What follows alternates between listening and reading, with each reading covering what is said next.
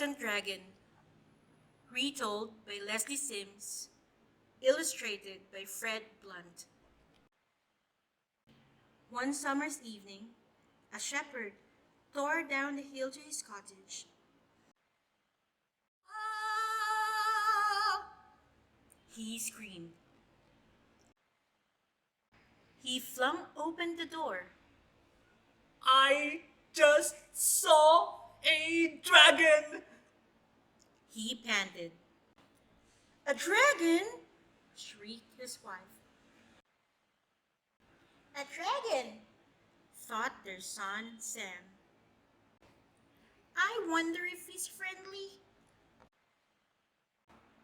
The next morning, Sam set off to find out. "I'll be extra careful," he promised his parents. "At the first sign of smoke, I'll run." But the dragon was friendly, and he was thrilled to see Sam. I love my cave, but it does get lonely, he said. The dragon told tales of long, long ago. Once upon a time, fire-breathing dragons filled the skies. They kidnapped princesses and battled bold knights. The dragon loved telling stories, and Sam loved hearing them. Every day, he came back for more until the villagers found out about the dragon. They were terrified. They trembled in their tunics and quaked in their boots. We need someone to fight this monster. Slay the dragon! Fight the dragon! Ban the dragon! Banish the dragon! Murder the dragon! Slay the dragon! Fight the dragon! Sam raced off to warn him. "The villagers want to get rid of you," he gasped. "They say you're dangerous." Nonsense! I wouldn't hurt a fly. That afternoon, Sam heard even worse news. Look, it's St. George, the dragon killer. Oh no! Sam rushed back to the dragon. "St. George has come to fight you," Sam shouted. "And he has the longest, pointiest spear I've ever seen." But I don't like fighting. Said the dragon. I'll hide in my cave until he goes. "You can't," said Sam.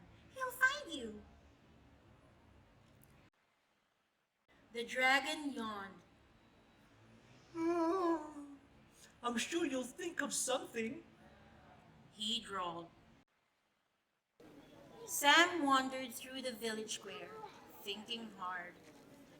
A crowd was telling St. George about the dastardly dragon. He'll eat us all. "He'll set us on fire." When the villagers had gone, Sam went up to St. George. "It's not true," he protested. "The dragon wouldn't hurt a fly." But they want me to fight him. Said St. George. What can I do? "I've got an idea," Sam said. "Come and meet the dragon." "Here's the plan," said Sam. "You could have a pretend fight," But it must look real. insisted St. George. And then we can have a feast. The next day, Sam waited nervously by the dragon's cave. The entire village trekked up the hill to watch the fight. Colossal cheers broke out when St. George rode into view. But where was the dragon? A roar echoed around the hills, flames blistered the air, and the dragon thundered out of his cave. Charge! Yelled St. George, galloping forward. The dragon bounded up, and they shot past each other with a wink. Missed! Cried the crowd. St. George and the dragon swung around and charged again. Clatter, bang! Clatter, clatter. The dragon gave a groan and slumped to the ground. St. George stood over him in triumph. Cut off his head. Spear him! I think the dragon has learned his lesson. Declared St. George. Let's invite him to our feast.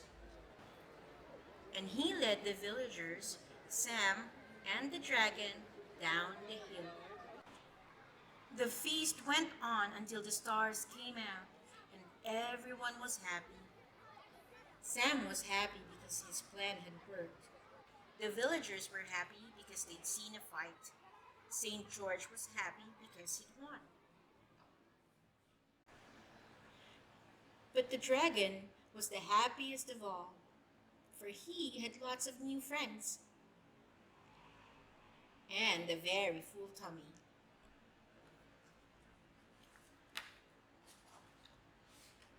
The end.